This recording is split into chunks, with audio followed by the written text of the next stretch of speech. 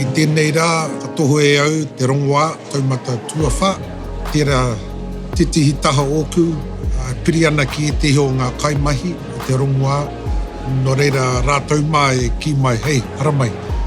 Haramai ki tō mātanei taha ki te ako, he tūranga i konei mōu, no reira kāta whakarohia, ka piri au ki a rātou i tēnei wā. Tērā pē ko te pati o ngā kaiako, haramai, o te rai ngā taupāhurea ke nei, ka hāpai te au i a rātou nei noho i tō mātanei marae.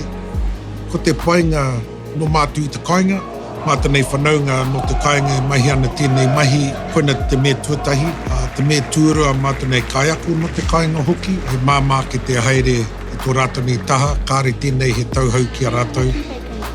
No reira, ka whai kaha mātou, te whai tēnei ara, ki te mōiho, hiaha tēnei rongoa, hiaha tēnā rongoa, me rātu a huatanga.